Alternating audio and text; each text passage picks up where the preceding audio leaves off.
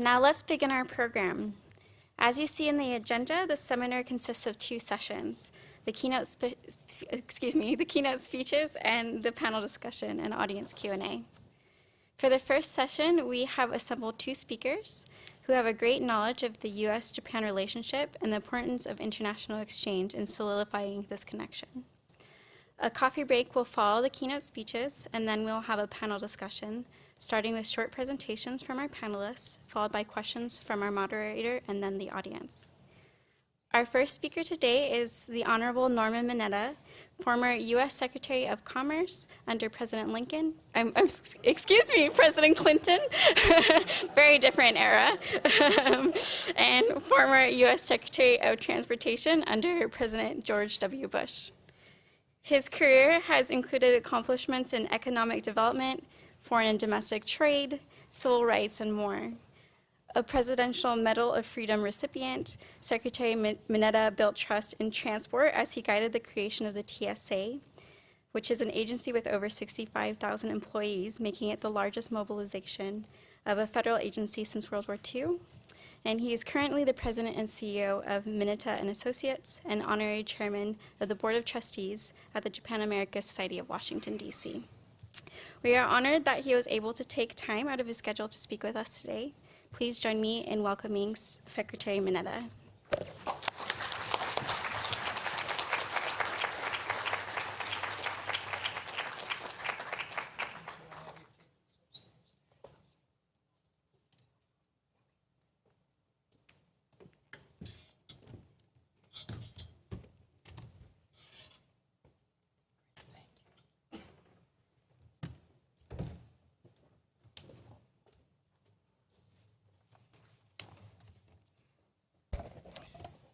Kim, thank you very much for your kind and generous introduction. And let me first thank all of you for taking time from your own busy schedules to be here at this very important and wonderful conference. When you think about international exchanges and tourism, I think about transportation, because it's really the basis for international exchange, both trade and transportation, as well as tourism. So I thank all of you for taking time from your busy schedules to be here.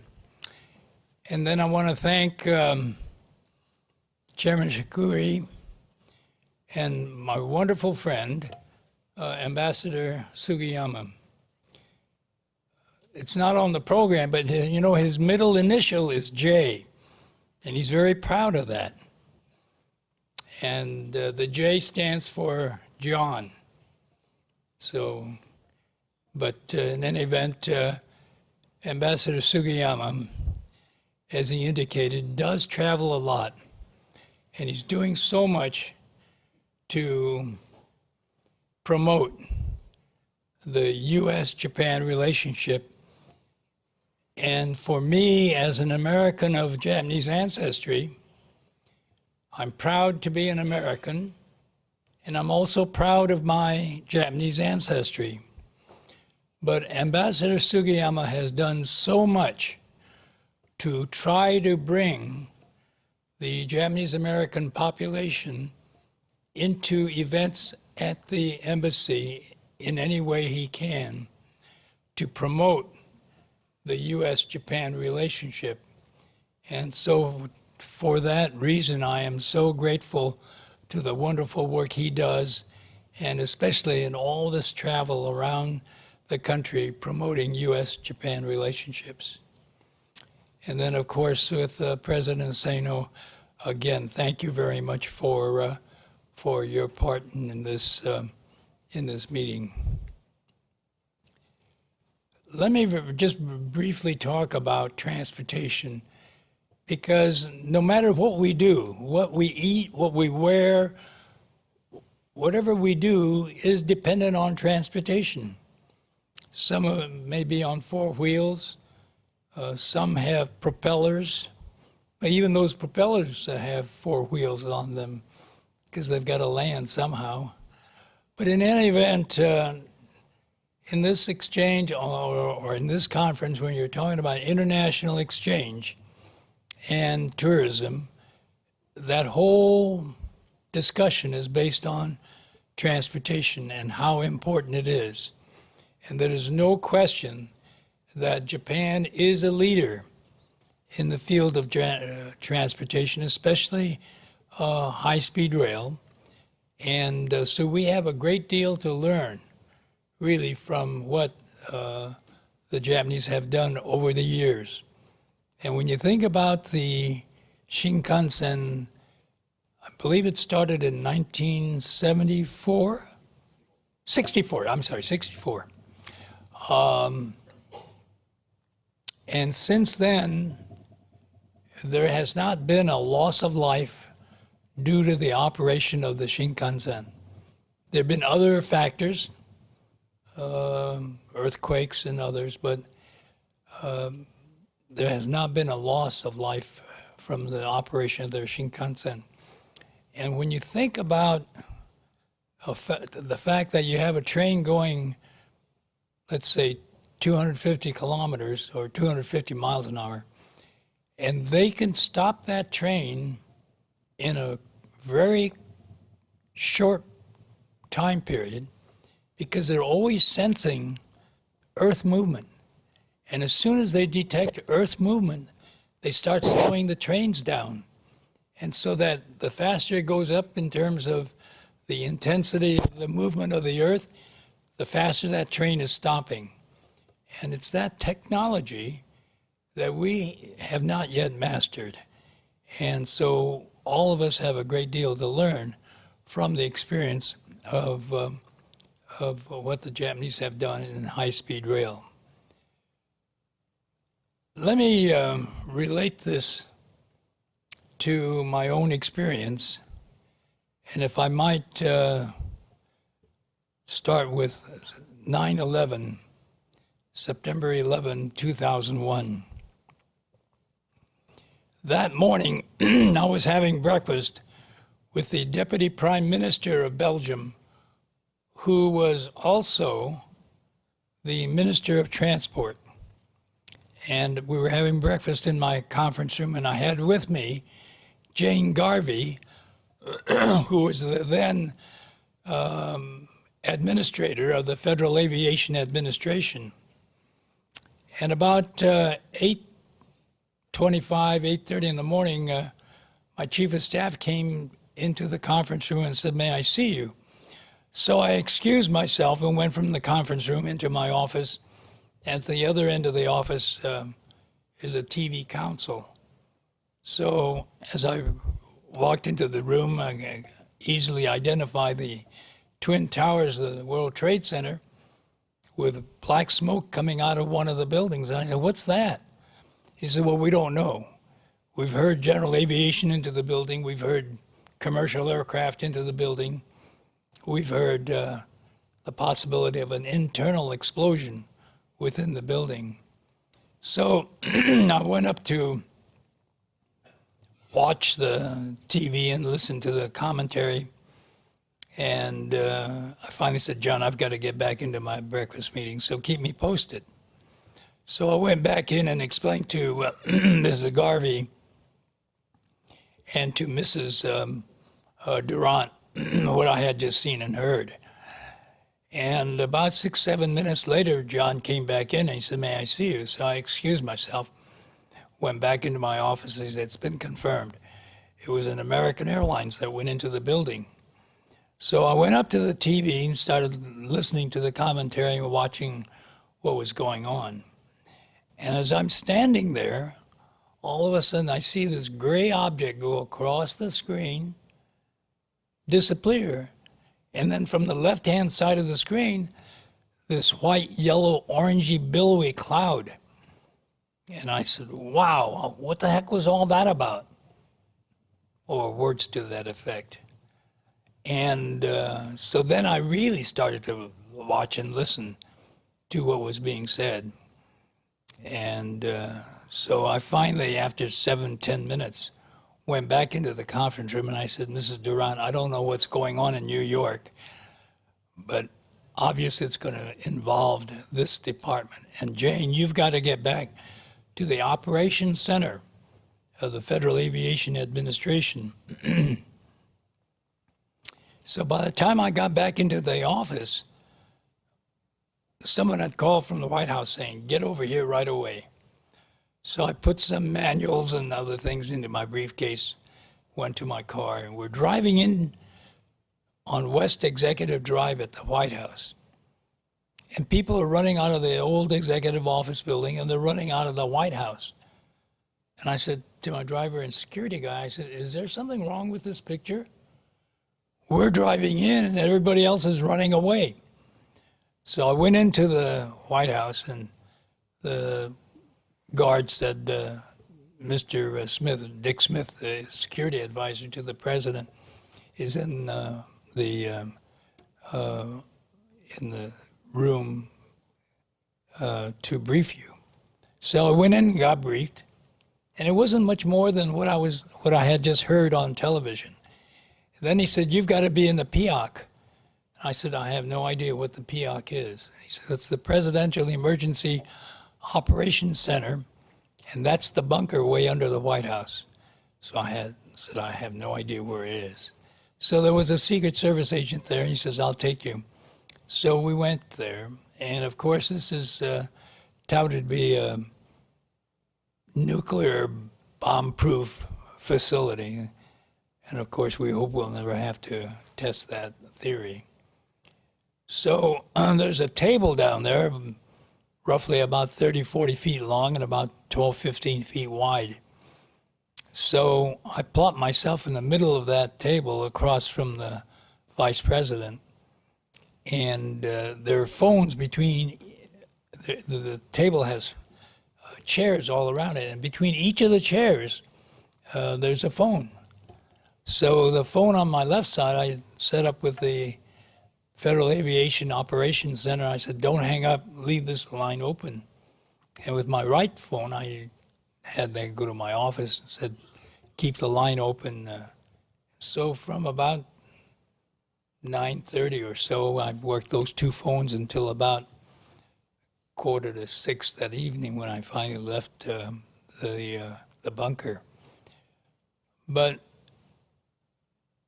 a military assistant came in and said to the vice president, there's a plane coming towards D.C.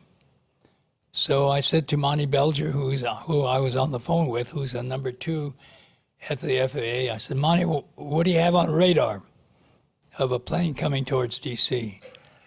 And he said, well, we're following one target, but the transponder has been turned off.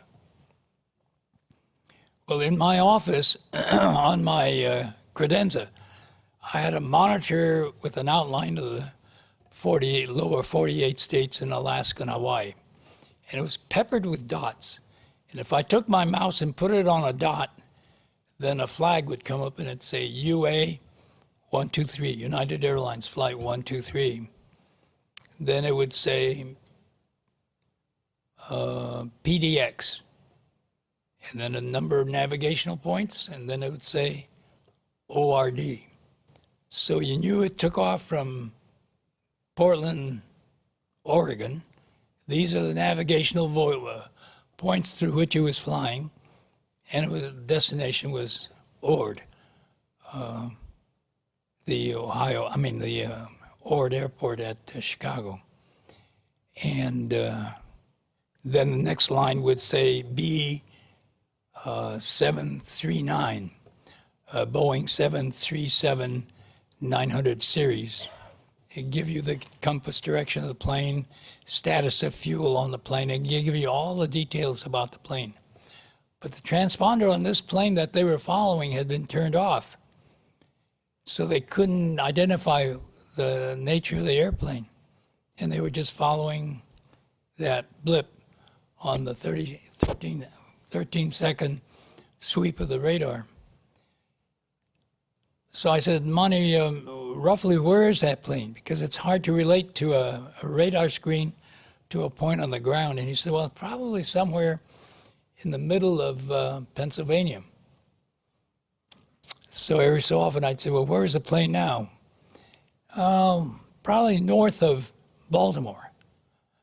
Where's the plane now? I don't know, maybe somewhere between Pentagon City and National Airport. Where's the plane now? Oops. Oops what? We just lost the bogey. We just lost the target. Where'd you lose it? Somewhere between Pentagon City and the National Airport.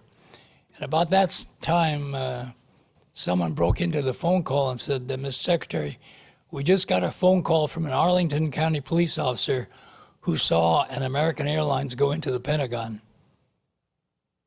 And I said, Monty, that's the third commercial airliner that's been used as a missile in the last hour and a half. And I said, in the military, they have something called a stand down. So we're going to have to bring all the planes down over the U.S. because we don't know what's going on. And at that point, there were 6,438 airplanes over the United States. So Monty, having been with the Federal Aviation Administration for some 29 years at that point, said, we'll bring all the airplanes down per pilot discretion. And I said, Monty, screw pilot discretion. I want all the planes down because I didn't want to pilot over Albuquerque or Phoenix or somewhere deciding, I'm just going to keep flying into LA because I wanted all those planes down. So we were able to get all those 6,438 planes down in 2 hours and 20 minutes, safely and without incident. And interestingly enough, we found box cutters under the seat of one of the airplanes that landed at Austin, Texas.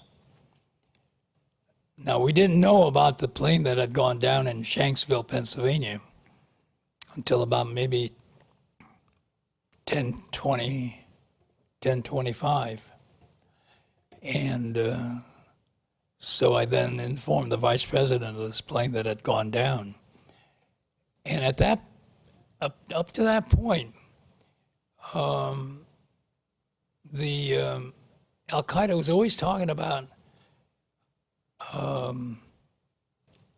military power, center of military power, center of political power, center of commercial power.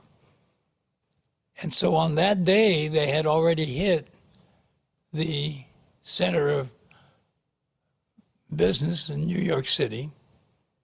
They had just hit the center of military power at the Pentagon. And so we'll never know where that plane that went down in Shanksville was going to be going. But obviously, the only one remaining was the center of political power. And that pilot took that plane straight into the ground. And that hole in the ground was no bigger than the wingspan of that plane. So I will always be eternally grateful to the people on that airplane. It had been taken over by terrorists. And then remember, they all said, the people on the plane said, we're taking the plane back, and they did. And so, but they were still, terrorists were in the cockpit, and so the plane, the captain of the plane took it straight into the ground in Shanksville, Pennsylvania. Now, my wife was a 35-year retired flight attendant for United Airlines, and one of her best friends was on that plane that went in Shanksville, Pennsylvania. And I couldn't go to the memorial service then because of a cabinet meeting, and so my wife Denny went to that memorial service in Shanksville, Pennsylvania. Probably the toughest thing she has ever had to do. But in any event, I will always be grateful to the people on that plane for the ultimate sacrifice that they made for all of us. So then in that morning of 9/11, I pulled 3 people out of ACS, Aviation Civil Security, and said, I want you to come over to my office at DOT and start putting together the new security regimen for to let the airlines go back in the air. Because up to that point, airline security or aviation security was up to the airlines to do, and they usually put it out for a request for proposal and awarded it to the lowest price contract. And we never really did a good job of overseeing those contracts. So now we were in the position of having to take responsibility for security. So I pulled these 3 people out of ACS, brought them over to the Department of Transportation office, and they started to put together the new security regimen. And when I checked with them the next day, they said the first one at the very top of the list was no racial or ethnic profiling. And I said, man, that's going to be a tough one to get over. But on the next day, Thursday, there was a cabinet meeting of the House and Senate leadership, both Democratic and Republican leadership, with the cabinet.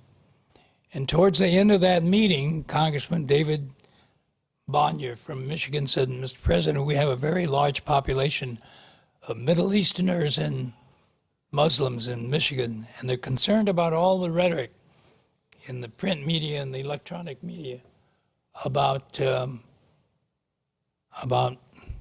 banning Middle Easterners and Muslims from flying, from maybe even rounding up the Middle Easterners. And all I could think about when I heard that was my own experience as a Japanese American being interned in camps for the duration of World War II and forcibly removed from our homes and put into internment camps far from where we lived. And the President George W. Bush said, David, you're absolutely correct. We are equally concerned about the rhetoric we're hearing and seeing in the print media. And we don't want to have happen today what happened to Norm in 1942. And frankly, you could have knocked me off my cabinet chair with a feather when President Bush said that. And yet on Monday, remember, he went to the Islamic Study Center and met with a large group of Middle Easterners and Muslims. And he said, we know that they were not loyal Americans who did that last Tuesday. And they were not faithful followers of Islam. They were terrorists, and we're going to go after the terrorists. And that was his mantra for the balance of his term. Go after the terrorists. So here you have an incident that you thought you'd never have to think about. Japanese Americans being put into camps during World War II. And yet here on 9/11, we were discussing the same thing. And yet it's all transport related. So how do you rebuild the security of ports, airports, seaports, trains? And that's what brings us to today. Because as we talk about international exchanges, that involves trade, transportation, and most assuredly, tourism. So we have to think about how do we advance transportation as a whole, and at the same time keep an eye on security. And so I'm going to be interested in hearing the panel discussion and other discussion that will be going on during the day here about how we promote those two features of what we're all here to do. So again, thank you to JIDI and to JTTRI for this invitation for me to be here. Thank you very, very much.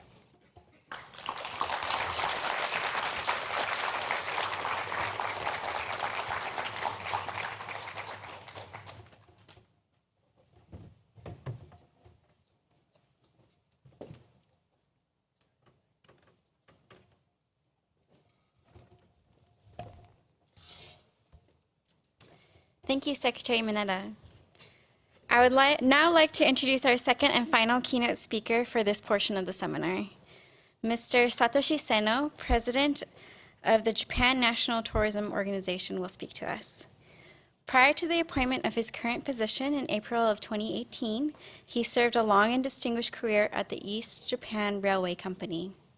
With over 40 years of experience in such positions as the Director of Personnel Department and Executive Vice President responsible for the corporate planning headquarters, he rose to the head of the organization when he became chairman of JR East in April of 2012.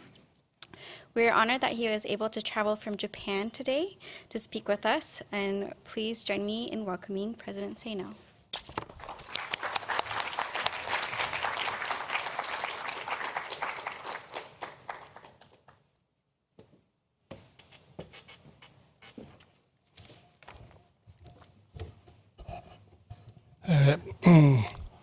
My name is Satoshi Seino. I am a president of Japan National. I mistake. Japan National Tourism Organization. And now I use this speech in Japanese. So please use this headphone.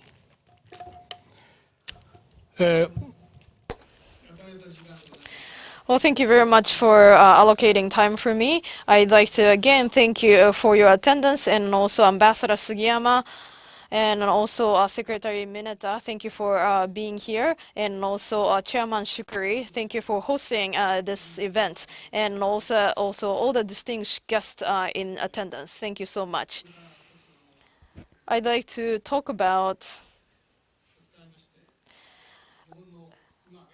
tourism initiatives done in Japan by using the slide, and also I'd like to share some information regarding the current situation in Japan. And also I'd like to talk to you about the outlook toward our future activities regarding tourism. First off here, I'd like to talk about our organization, which is JNTO. So this is our position regarding relating to the government. And so we have the Japan Tourism Agency as our upper organization. And so this Japan Tourism Agency, they formulate policies and also negotiates with foreign governments and such. And so here is our agency here, Japan National Tourism Organization. We do core missions to promote inbound tourism and also attract international visitors to Japan. And so our main mission is to promote inbound tourism into Japan. And so this is our branches all over the world. We have 21 branches starting with New York and such, and our headquarters is located in Tokyo. And so we have 21 overseas offices, and those are active currently. And so these overseas offices are engaged with the universities and also businesses, and of course the embassies of the Japanese government. And so Ambassador Sugiyama talked about some of the initiatives done by the Japanese government for tourism. And so working with the embassies, we're hoping to attract a higher number of international inbound tourists. And so these are some numbers here quoted by the UN WTO. And so this is the outlook over 10 years. And so the expectation is that the growth is about 30%. And so especially the Asian markets will be attracting more and more visitors. And so the growth will be about 30%. And so when we talk about China and Japan here, I'd like to consider what kind of initiatives we can do to effectively increase the number, especially to Japan.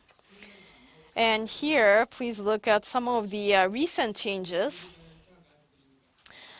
So these are the numbers of the inbound tourism trends starting with 2015. But when you think about the great earthquake back in 2011, we have seen a steady growth from 2012, which is right after the earthquake. And then also in 2018, we achieved the highest number, which is the 31 million inbound visitors. And as Mr. Shukuri talked about, the Japanese government has a goal to attract a higher number of tourism. And also I think that tourism will be a core business to the Japanese government as well. And the change has been about 8 million people up to 2010 or 2011. I think that visa restrictions have been softened to attract more people, and then also the expansion of tax exemption have been effective to attract more people. And Ambassador Sugiyama talked about this. So we achieved 31 million visitors, but we're looking at 40 million people for 2020. So this is one of the goals that is set by the Japanese government. And this is something similar to the previous slide. So we're seeing the Japanese overseas travelers, meaning outbound visitors from Japan to outside of the country, and then also the international visitors to Japan in red. And so we have been seeing 200,000 people around here, Japanese travelers to foreign countries. So what is interesting is that for 45 years, we had a higher number of Japanese overseas travelers going to outside of Japan, but we have achieved that attracting more international visitors into Japan in the recent years. And so this is some numbers coming from the UN, which is the international comparison in number of visitor arrivals. I know that this is a busy slide, but this is showing the Japanese number here. And I think France has been the most popular. This has been a staple of this number. And then the second one is Spain, and the third one comes the United States. And so Japan is ranked at 12th here.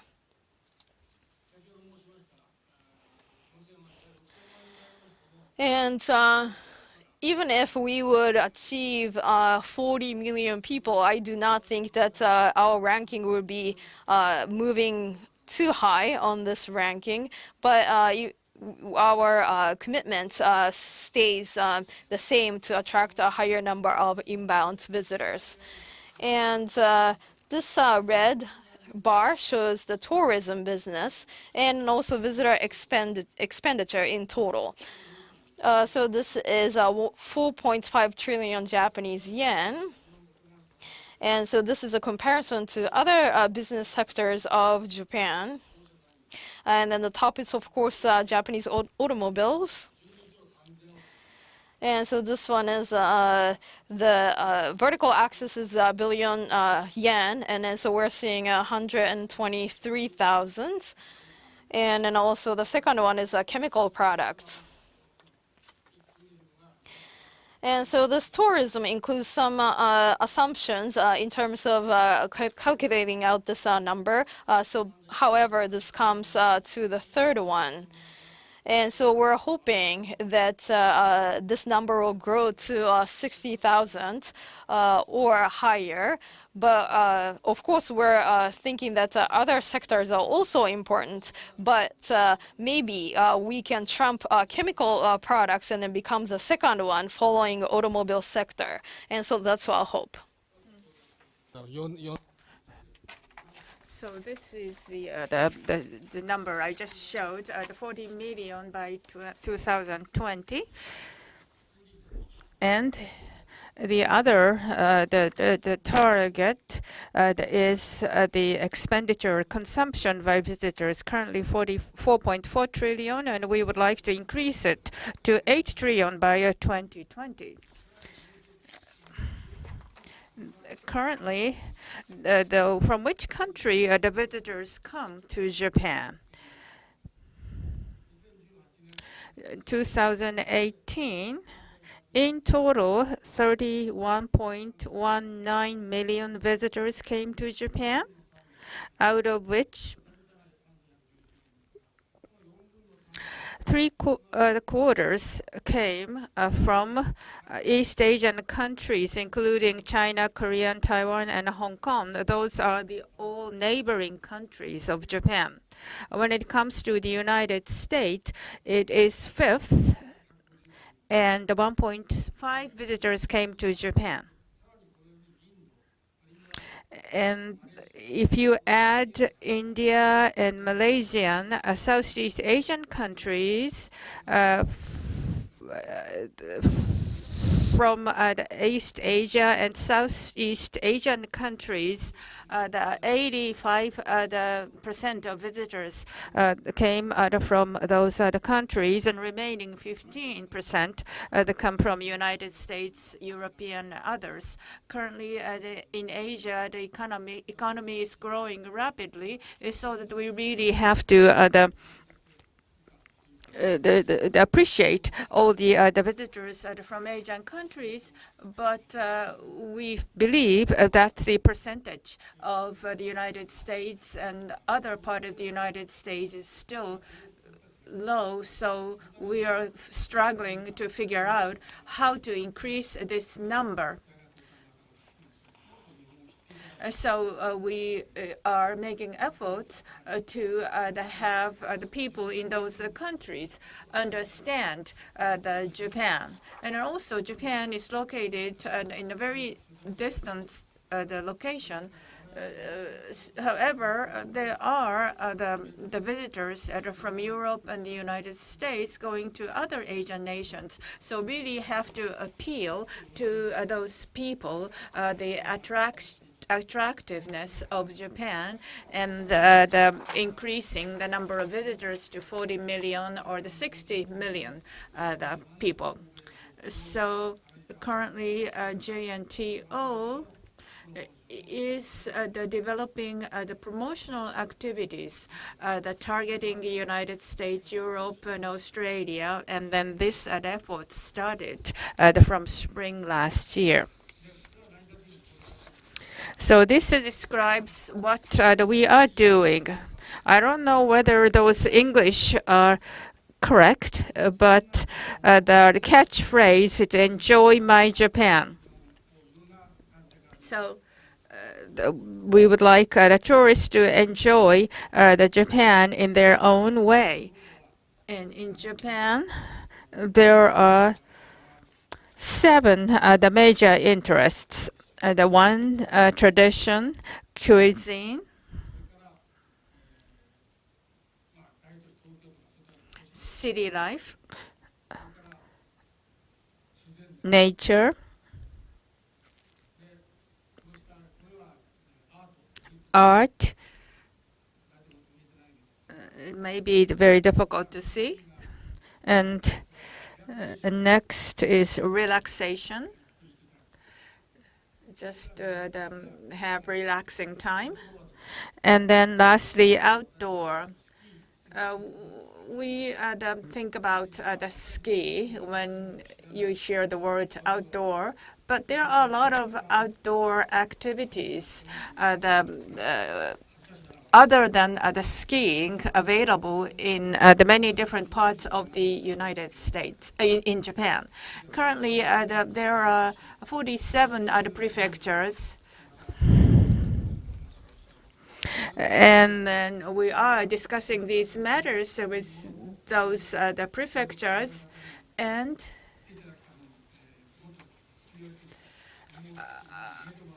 ask them to develop their own the plans and then projects which might be appealing to foreign tourists, which include the temples and shrines, but there are a lot of things which we are not very familiar with.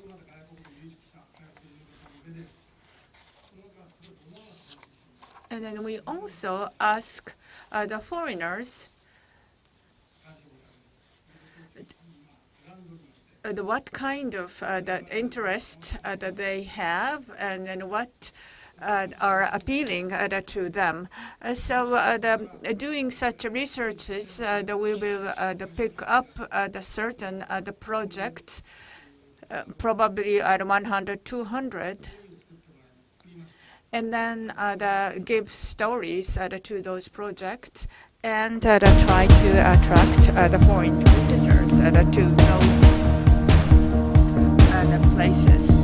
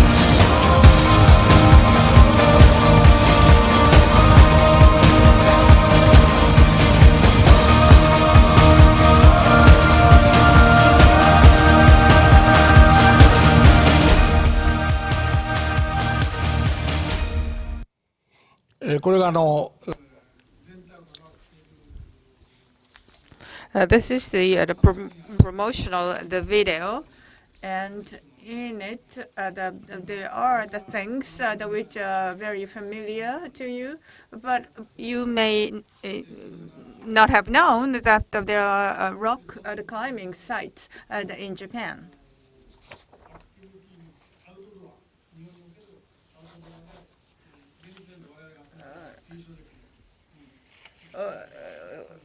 I would like to introduce some of the outdoor activities which we recommend you to do in Japan.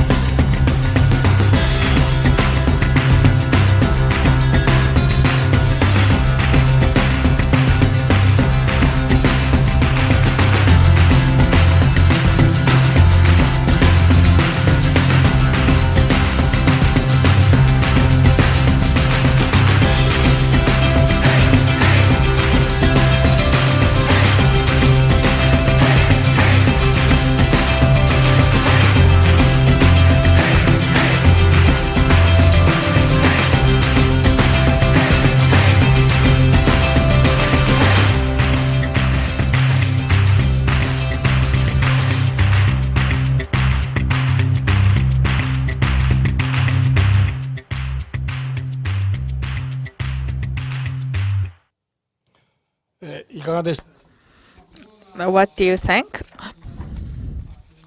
So there are a lot of the projects that we can think of. So we are also that have developed English websites, and we will make the very easy access to those the videos and the pictures. They're using smartphones. So I encourage you to use these apps.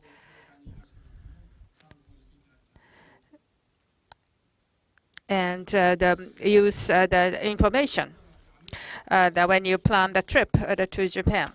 I would like to talk briefly about the relationship between Japan and the United States. This the chart shows how many the Americans that going overseas. This is the data from the United States, and this compares 2014 and 2018.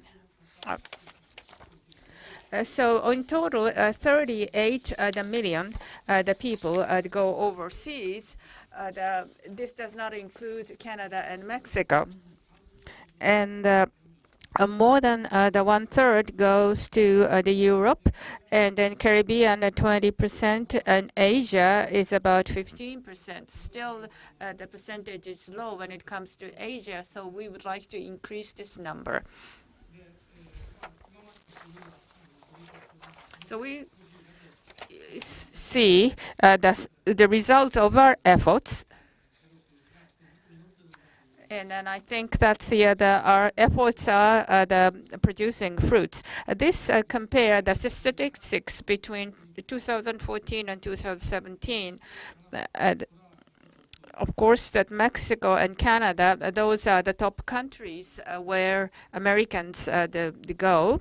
And when you look at Japan, when it comes to Japan, in 2014, about 800,000 went to Japan, and then Japan was ranked as 14th. However, 2017, Japan became 11th, and in total 1.15 million the people from the United States went to Japan.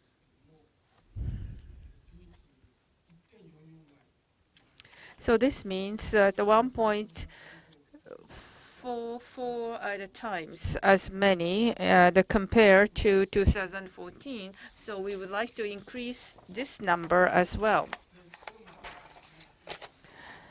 This also is the data with respect to the U.S. visitors, and in total 1.5 million the visitors came from the United States, and then this number includes the business the people as well as tourists.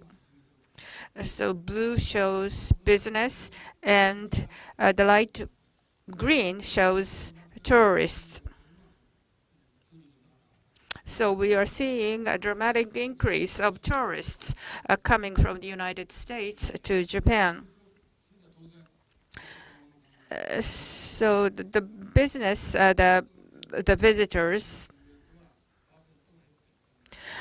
still is relatively high. However, if you look at the proportion or the between business visitors and then tourists, you can see that the number of tourists is increasing, much more so than the business visitors.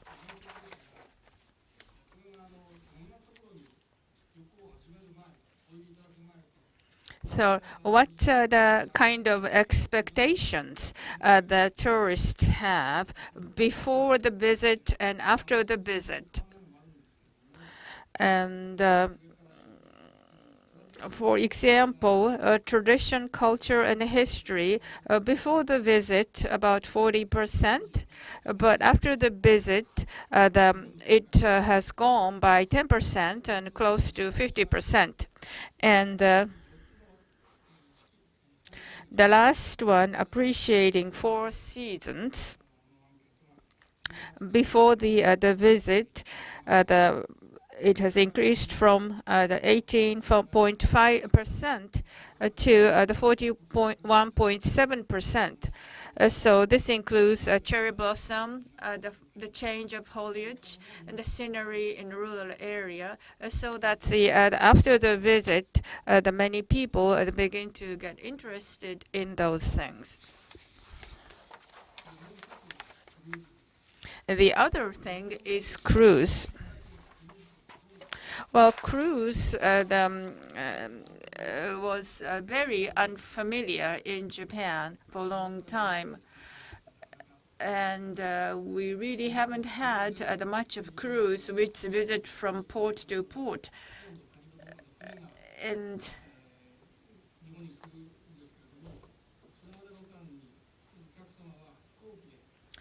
then the foreigners, they fly to Japan first. And then, of course, in Japan, the Tokyo and Kyoto are the most famous cities, but they can go to the ports of the Miyako or Kushiro or Niigata. So this cruise ship that goes around the Japan, And in order of a cruise ship to come to the ports infrastructure need to be improved. And we think that this is very promising the thing in future when it comes to tourism. Currently, also that the air the service is very important. Currently, the more than 500 the non-stop flights between Japan and the United States, and there will be the more slots available in Haneda Airport. So there will be more the flights coming from the United States to Japan, and that will contribute to increase of the visitors. The blue bar shows the Japanese visitors to the United States, the almost 3.5 million. This number includes business people as well as tourists. And then red, the bar shows the number of Americans coming to Japan. And it's increasing. So we will, by increasing these numbers, we will be able to further deepen the mutual understanding between the two countries. And then Cherry the Blossom Festival, which will start from tomorrow. I think that would become a very attractive thing to visit. I'm sorry that I went over my allotted time, but I hope that I'm sure that most of you have been to Japan many, many times. But I encourage you to visit the places which you have never been, Hokkaido, Tohoku, and then we are welcoming you, and then we are looking forward to having you in Japan. Thank you.